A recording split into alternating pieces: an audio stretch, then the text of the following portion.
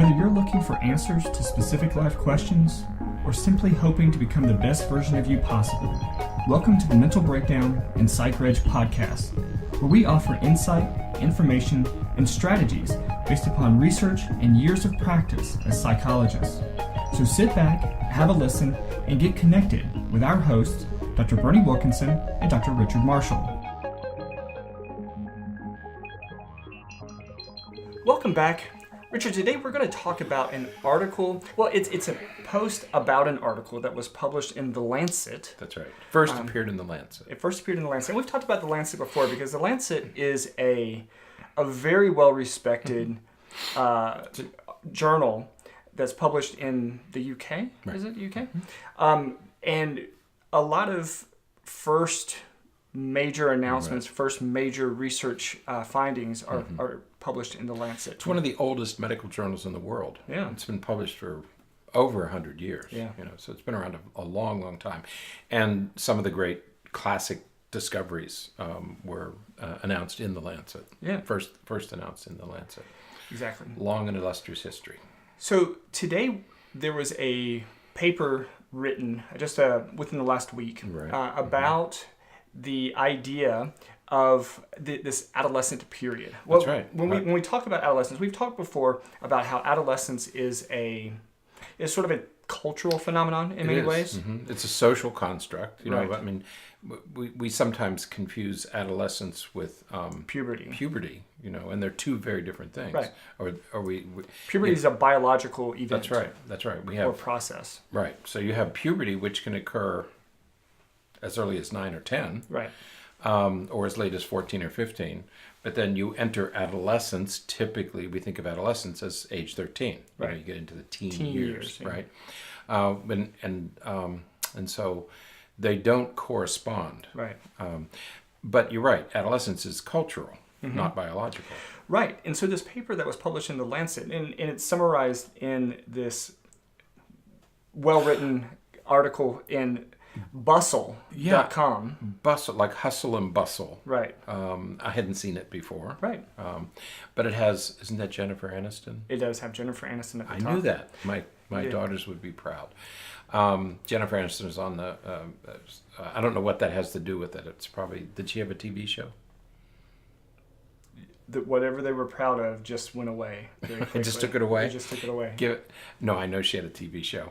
Some kind of TV show. So it's probably from her TV show. It was about her and her friends. It was called Friends. Okay. I'm sorry, girls.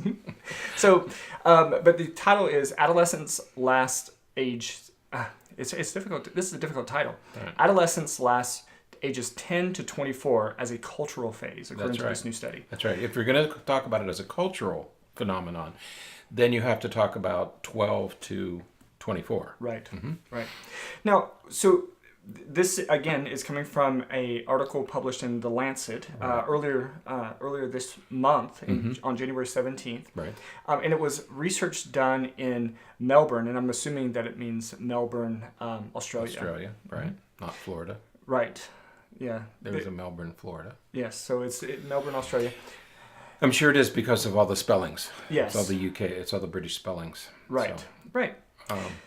So I like what they talk about here as far as they work to define adolescence. And just as we were just talking about, they define adolescence as the phase of life. Well, the quote is, the phase of life stretching between childhood and adulthood. Right. That's right. It is the transition period between having no responsibilities as a child or a few and having full responsibilities of an adult. And typically, or in generations past, it was a shorter period. Right. The period between, it's always been a transition. Every mammal goes through this transition. Right. Okay, it begins at puberty, and in our species lasts until about 18 or 19. Okay, and so roughly corresponds to the teen years. But in some cultures, and in fact in our culture, 200 or 300 years ago, it was much shorter. Right. If you go to the Amish cultures today, boys are doing the same work their fathers do at 14 or 15 or 16. They're finished with school by 8th grade. So that's about age 12 or 13. Yeah. Okay.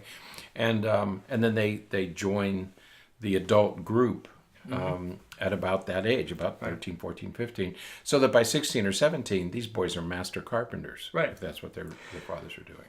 Right. And so, and as we've talked about in past podcasts, this idea of the way we currently think of adolescence didn't really start until the Industrial Revolution. That's right. That changed everything. And the whole, and then when child labor laws started and all of this. So we have this phase that we refer to as adolescence continues to grow and now spans, according to this study, 14 years. That's right. When child labor laws first came into existence back in during the Industrial Revolution, the early 1900s, it meant kids were staying in school longer if they weren't allowed to work.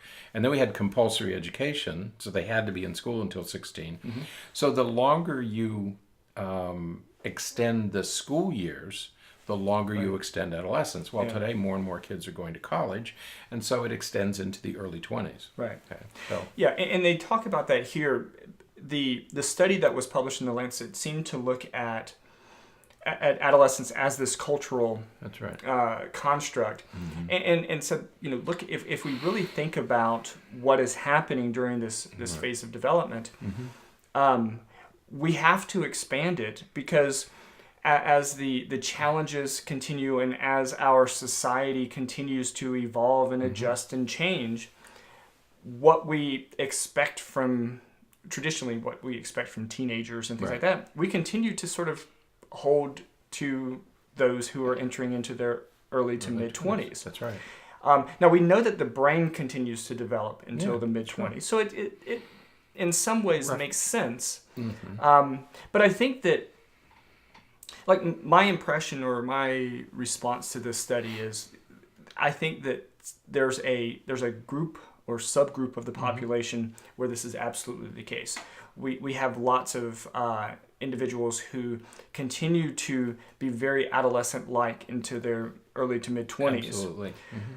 But we do have those who are 17 or 18 who are ready to go, very adult-like, very responsible, and they have just, through luck of genetics perhaps, they have made it through those challenging stages more quickly. Right. If you have the ability, the financial means, to keep your children in school, high school, and then college, and especially if they don't have to work, and many children don't in today's economy. So you go to high school, you go to college, you may even go to graduate school. As long as you're in school and not working and don't have a mortgage payment and a car payment and all those things that change when you become an adult,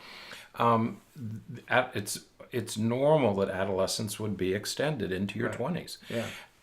So the message there is, many parents needn't worry about this, because eventually your child, let's say your child goes to law school or medical school, they're going to be in their late 20s before they begin to assume adult responsibilities.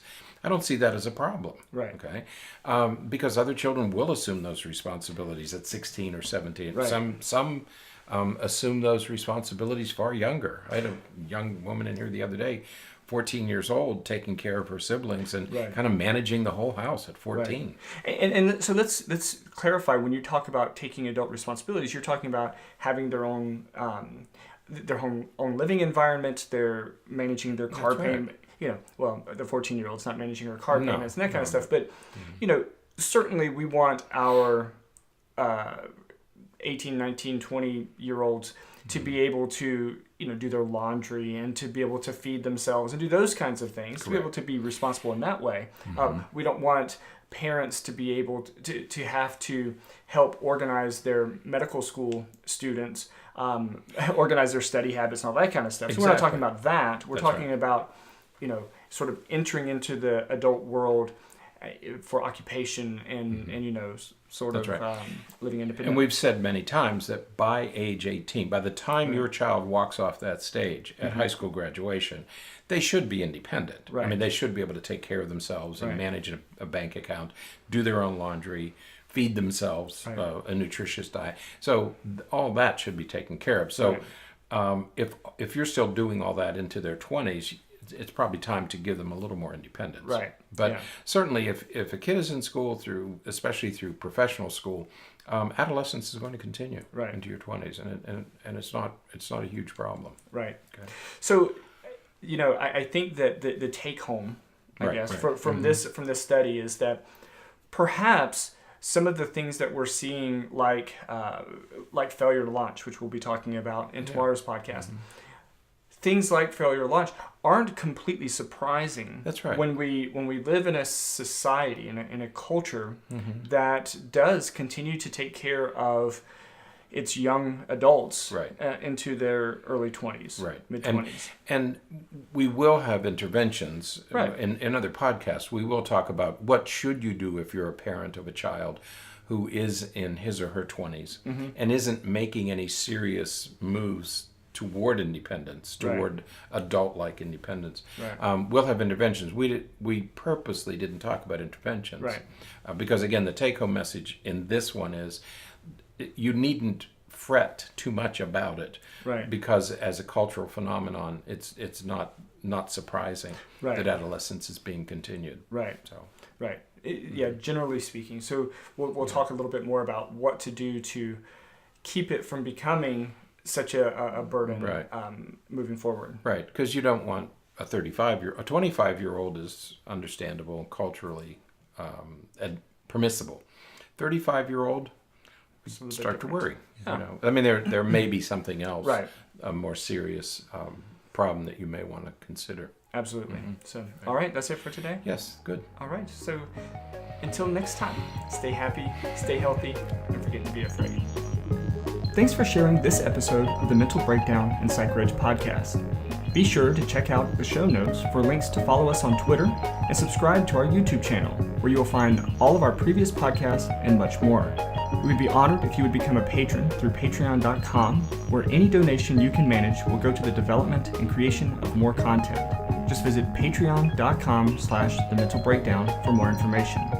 Thanks again for listening. Have an awesome day, and we look forward to being back in your feed tomorrow morning.